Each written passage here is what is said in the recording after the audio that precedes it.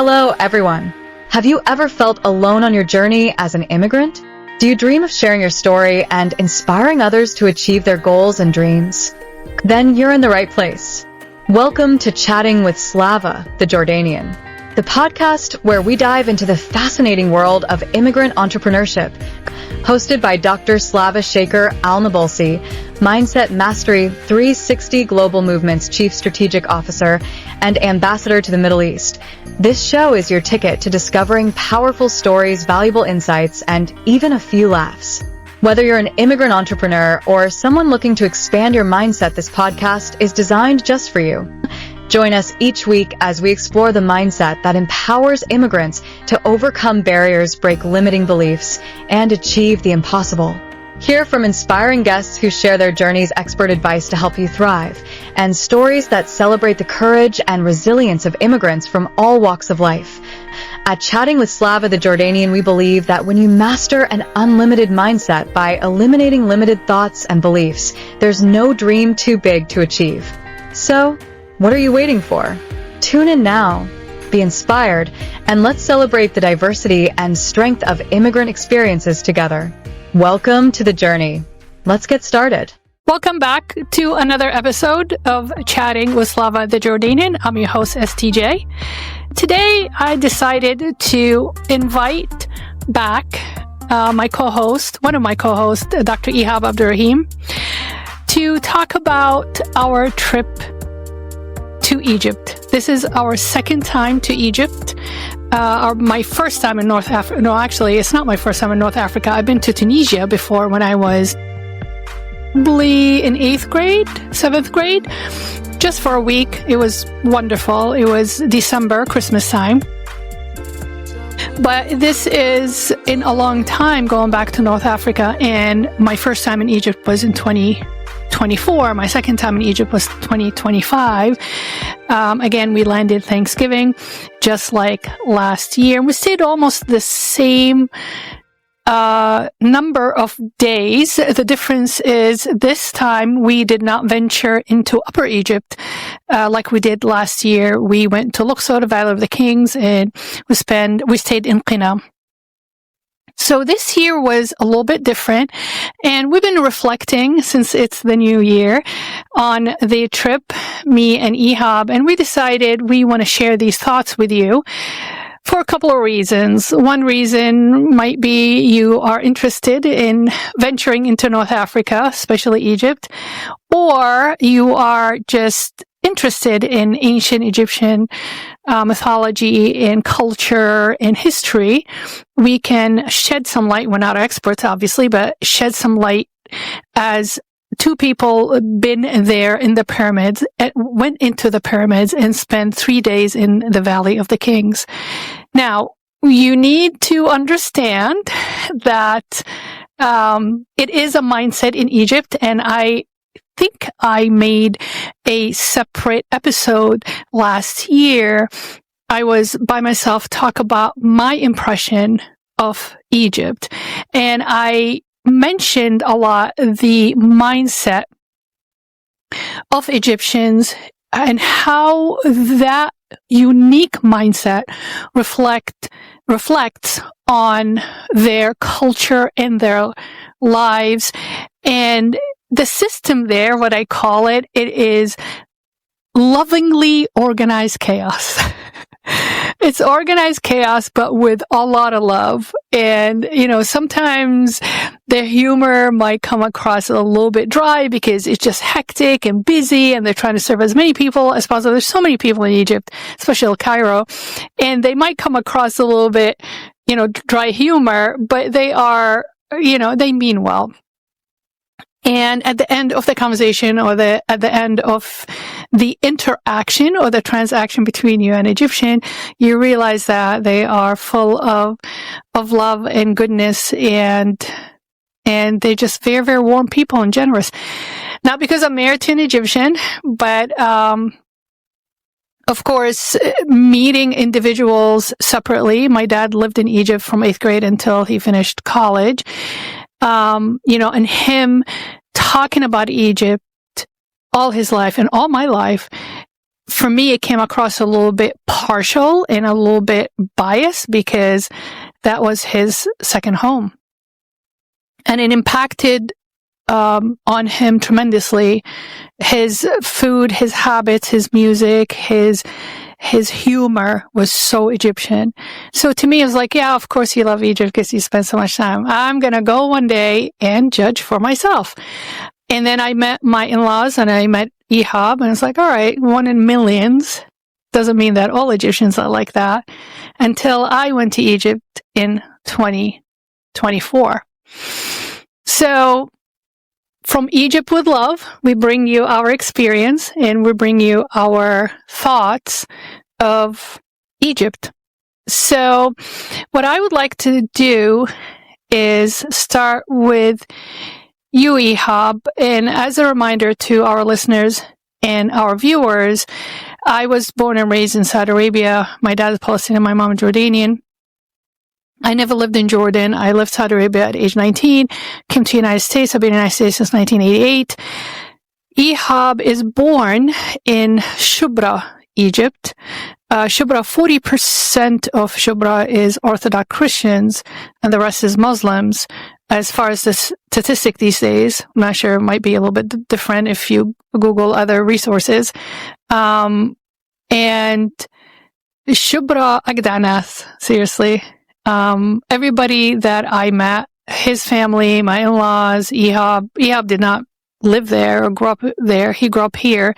But they're just really amazing people in a sense that they just, nothing that I ever encountered. I traveled Europe all my life. I've been to Western Europe, not Eastern, Western Europe, North Africa, Asia, meaning Saudi Arabia, Jordan, and I never met anybody like the people of Shubra. So shout out to the Shubra people. All I'm trying to say is the viewpoint, how I view Egypt and my connection to Egypt and my relationship with Egypt is going to be so different. And is looking at Egypt, my optics of Egypt is through different lenses than Ehab's. Because when you are native to a land, when you go back, your innate connection to that land comes out. And that adds a more of a definition of your relationship with that country. So, Ehab, you came here in 1970. You were 2 years old. And the first time you went to Egypt, you were 14 years old. And we touched base a little bit on that experience last season 1 of chatting with Slava the Jordanian on the Mindset Mastery Moments. And going back 40 years later in 2024, it was an eye-opener. Year later, you landed in Egypt, Thanksgiving Day again, 2025. Can you share with us how different your outlook on Egypt this time? Stay with us. We'll be right back. If you're a pet owner who wants real talk on training, behavior, and everyday life with animals, check out the Fresh Patch Podcast. Hosted by Drew and Gabe, we cover the wins, the challenges, and everything in between. So wherever you listen, search the Fresh Patch Podcast, where good pets get it.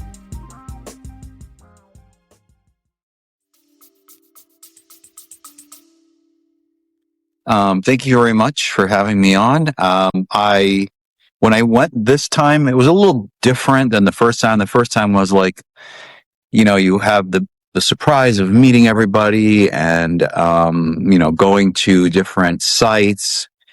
We actually, this time around, we repeated a couple of the sites, like the pyramids, and we went to the new museum in Cairo. And this time it was nicer because in 2024 they didn't have all the exhibits.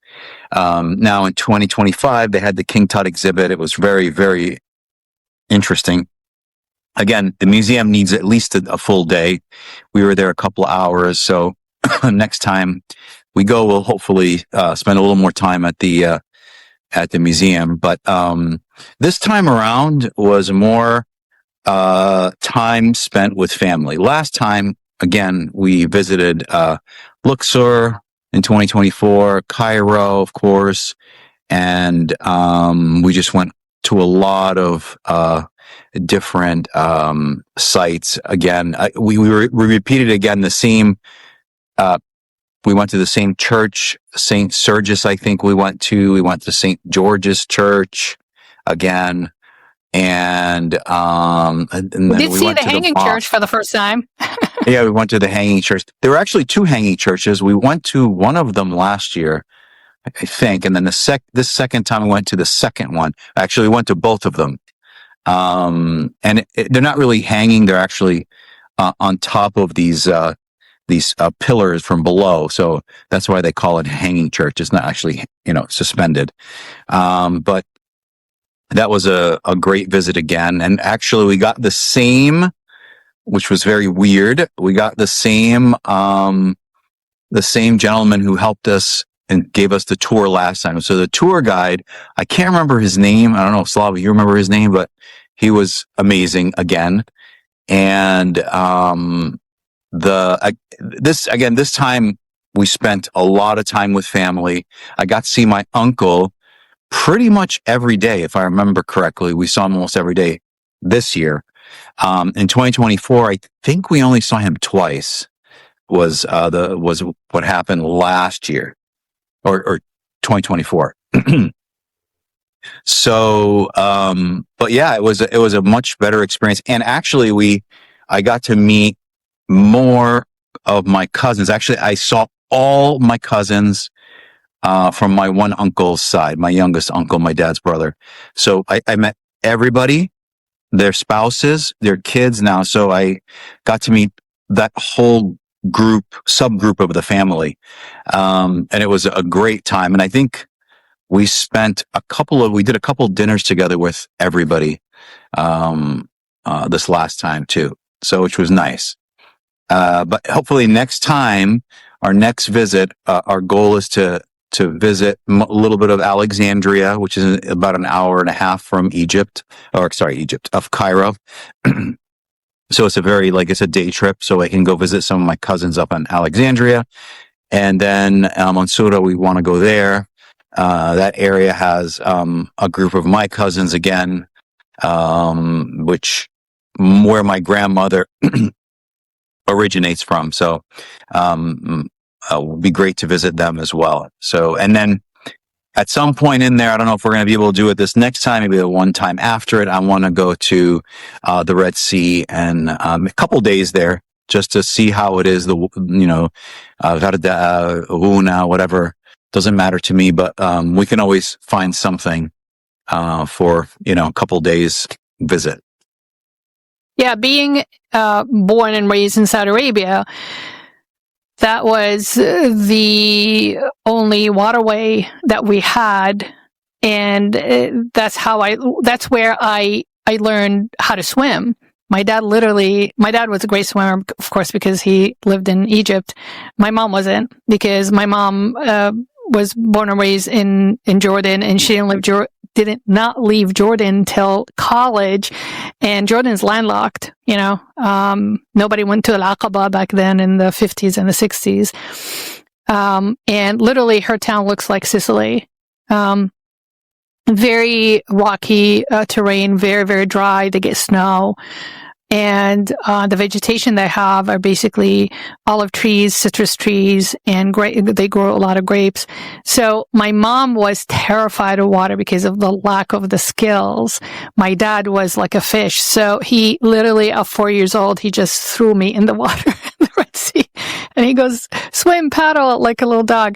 So that's where I learned how to swim. And the Red Sea has a very, very special place in my heart, because I swam in the Atlantic, the Pacific, the Caribbean, the Red Sea, the Mediterranean, and the Red Sea, by far, the best water you will ever swim in. I'm not being biased or partial because, it holds there's a lot of sweet memories, with my cousins and spending a lot of time. That was our only escape in the 70s and the 80s is the Red Sea, is swimming there, because there was no, malls or movie theaters or a whole lot of restaurants until I was in high school. Now it's a whole different world. But that was our physical, emotional, mental escape, is just to go to the Red Sea. And to us, that part of the world, the Red Sea was a holy water. As you know, the Red Sea was crossed by Sayyidina Musa alayhi salam to save his people. And that was really considered as the Holy Sea for us. So yeah, Ehab, you need to swim you have to go to the Red Sea for sure. And from the pictures, I've never been on Egypt side. Saudi side was beautiful. But from the pictures that I've seen, it's 100 times prettier on the Egyptian side. So, definitely that's our plan. I hope you hold to your promise and you take me. Oh yeah. This time so from your dad's side that live in children, from your dad's side, there are only 3 left, a boy and 2 girls.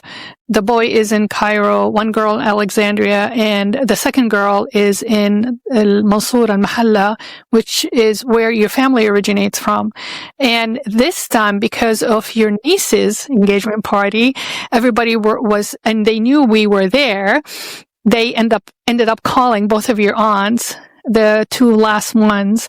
May God, ربنا يخليهم ويطول في عمرهم إن شاء الله. May God extend their life as long as possible, healthy, inshallah.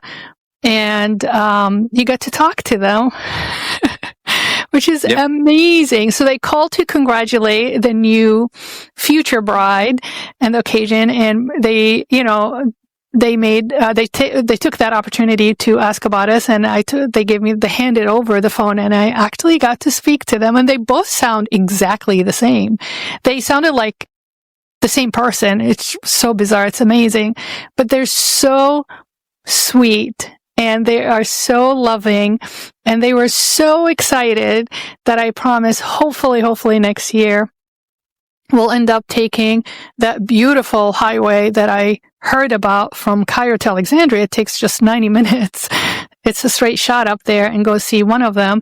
And I would love to go to Mansoura. I heard so much about it, the countryside. It will be really pretty.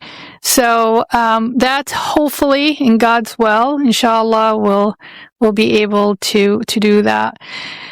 So, second time around in Egypt, we actually drove on highways that were not there last year, which is amazing. And your cousin said that, this highway wasn't there last year. And I looked at him and I said, how long does it take you guys to build a highway? He goes, 8 to 10 months. I'm like, are you serious? He goes, Slava, there are a lot of people here, and we will never run out of help. Help is so available here, and people are willing and ready to work, because that's just the culture. You go back in time with the mentality and the mindset in Egypt. People still work, and people want to work, and people are very proud of what they do.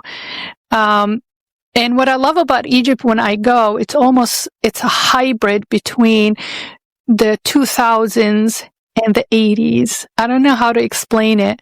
And also the people that they're there, you have people different shapes and looks and color, and they're sitting together and they are communicating together and they're interacting together, and you can feel the vibe, it's such a good vibe. It's a lot of love, a lot of understanding and tolerance and acceptance.